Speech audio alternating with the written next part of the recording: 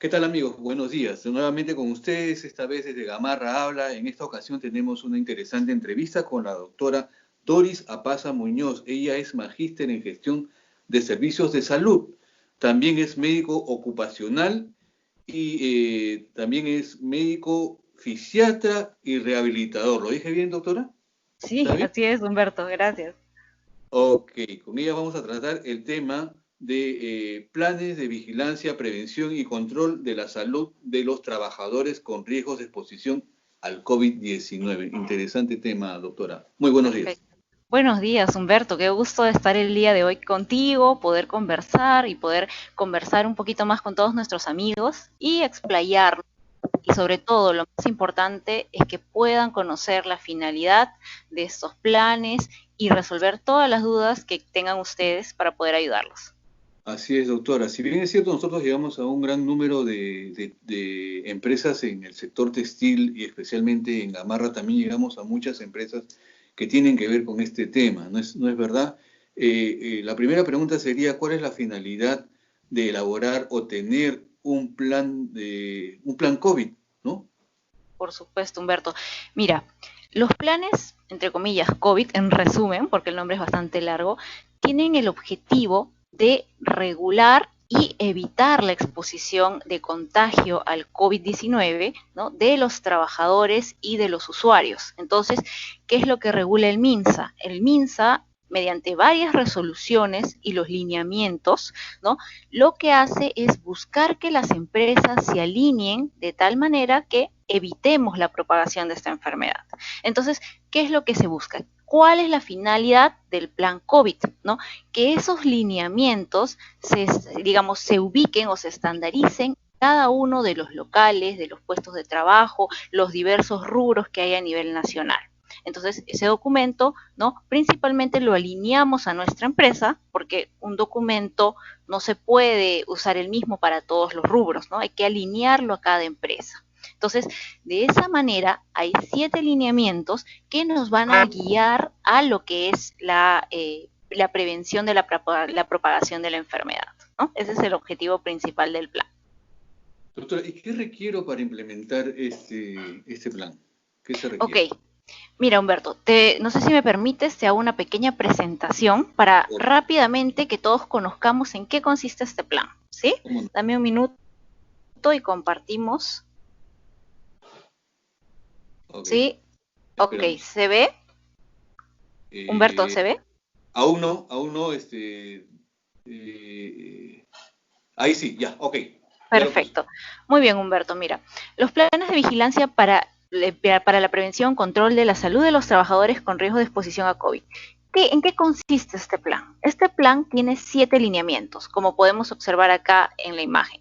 Limpieza y desinfección de los centros de trabajo, identificación de sintomatología COVID, lavado y desinfección de manos obligatorio, sensibilización de la prevención del contagio del centro de trabajo, medidas preventivas colectivas, medidas de protección personal, vigilancia permanente de las comorbilidades relacionadas al trabajo en el contexto COVID. ¿Qué quiere decir? Que tenemos estos 7 lineamientos que nos van a permitir nosotros evitar la propagación de la enfermedad. Aparte de que yo cuido a mi trabajador, cuido a mis usuarios, me cuido a mí, también imagínate el caso de que se diera un brote en alguno de los centros. ¿Sí? ¿Cómo es un brote? Un paciente COVID, otro paciente COVID, otro paciente COVID, en el cual yo pueda demostrar por nexo laboral que ha sido adquirido la enfermedad, digamos, en el trabajo. Entonces, ¿qué es lo peor que puede pasar? El trabajador se contagia y Así es. lleva la enfermedad a su casa.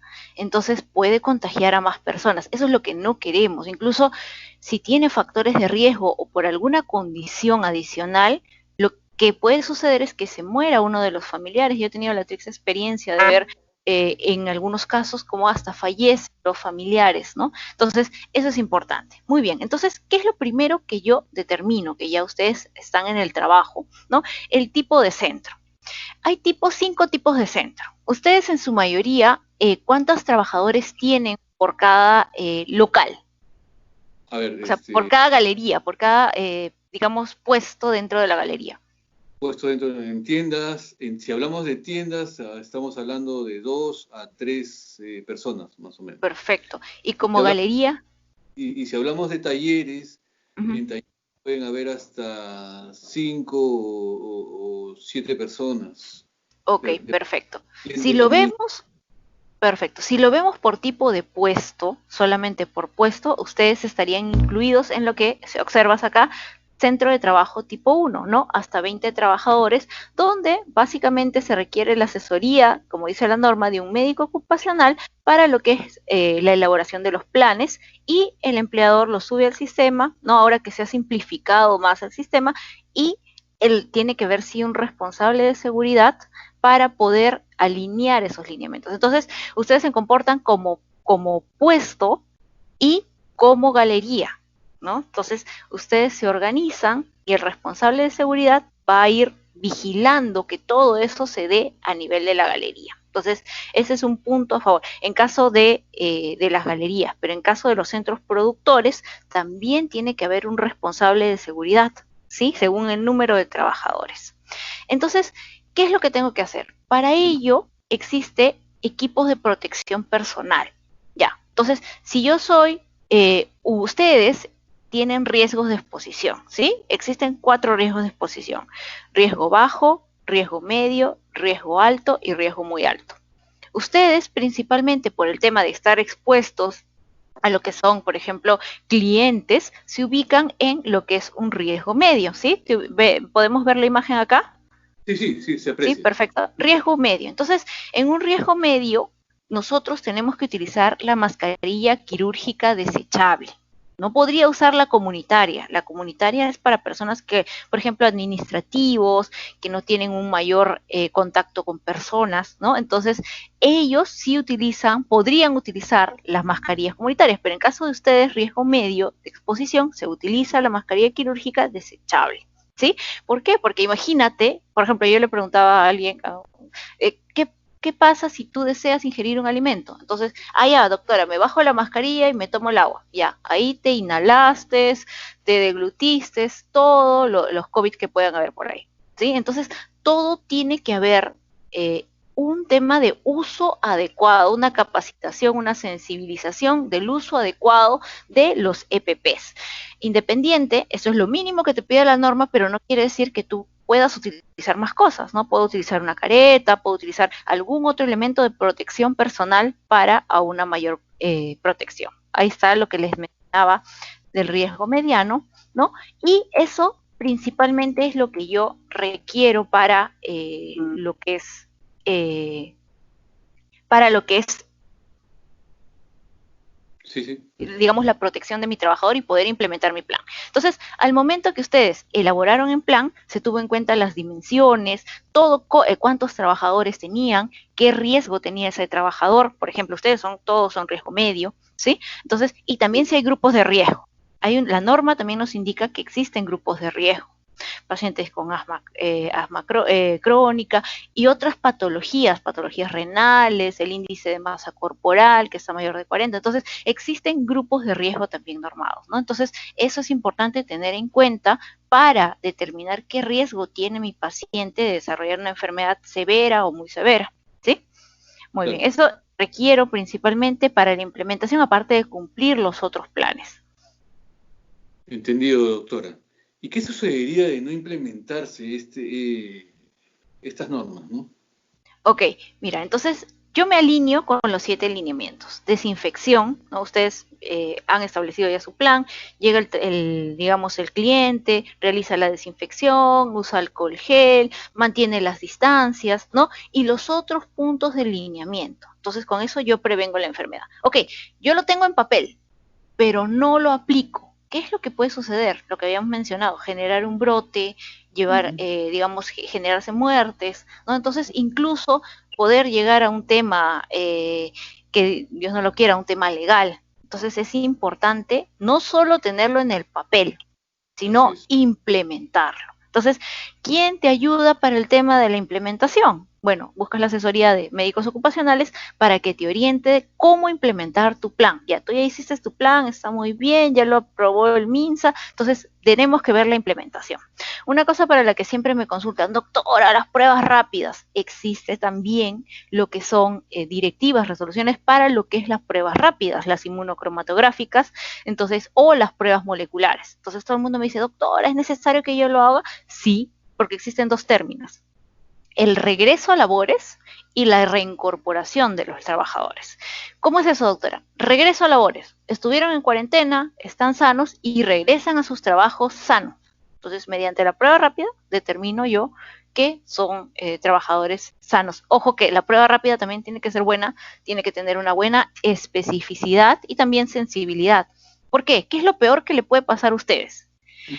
Que tenga una mala especificidad esa prueba y les oculte, o sea, les diga, por ejemplo, los oculte, les dé un falso negativo.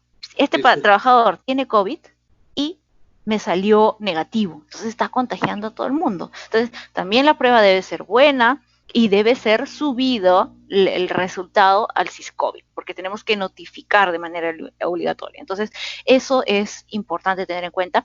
Y para la reincorporación es cuando el trabajador ya tuvo un tema COVID, ya estuvo con la enfermedad y hay unos pasos, unos progresos para que pueda regresar al trabajo, ¿no? Entonces, el alta epidemiológica y la reincorporación con todas las medidas que nos exigen los lineamientos, ¿sí? Entonces, ¿y qué pasaría? Lo que ya había mencionado, ¿no? Ok, doctora. Centrémonos en las pruebas rápidas, porque hay mucha controversia al respecto, ¿no? Sí. Se dice, como usted acaba de aclarar, que algunas salen falsos negativos, falsos positivos. Entonces, ¿cómo hacer en este caso? Mira, algo importante. Las pruebas rápidas son ayudas diagnósticas. ¿Quién es el que te va a determinar si el paciente está sano o no? Es el médico, ¿no? Entonces, ¿qué pasa? Se hace la evaluación de los trabajadores. Por ejemplo, yo he tenido pacientes.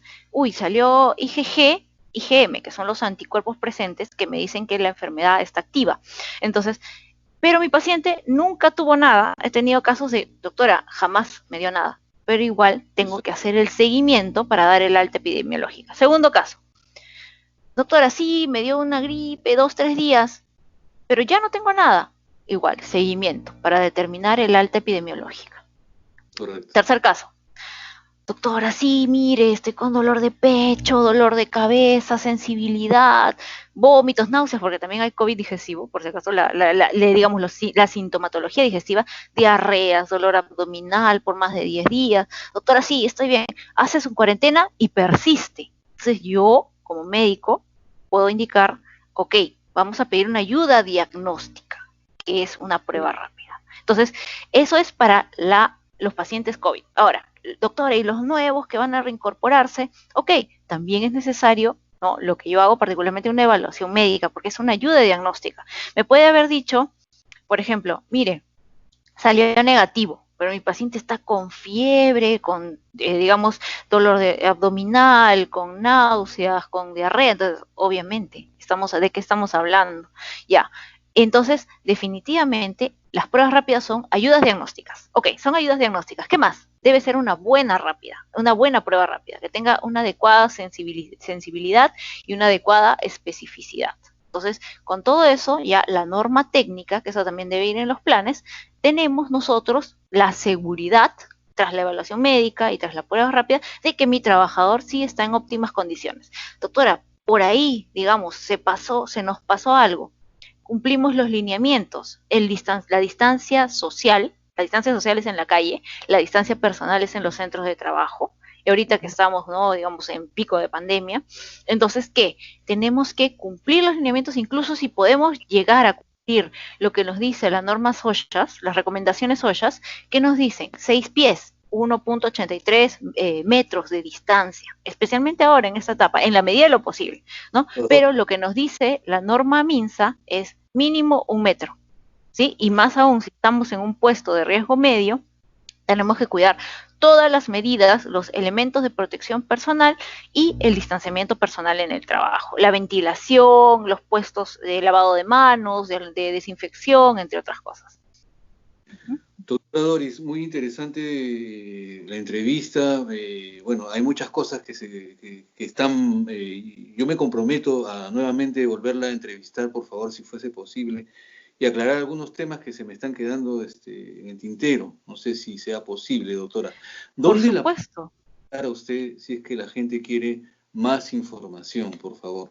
Perfecto. Yo para servirles, gustosa siempre, para servirles a ustedes, asesorarlos en todo lo que se pueda asesorar, ¿no? Yo soy la doctora Doris Apaza Muñoz, me pueden encontrar en redes, mi teléfono es el 993-902-699 para cualquier asesoría, ¿no? Y estamos también con la empresa Transneuro para poder brindarle todos los servicios que ustedes requieren y todas las asesorías, ¿sí? Ha sido un enorme placer, Humberto. No sé si quedara alguna pregunta en el aire, estoy para servirlos.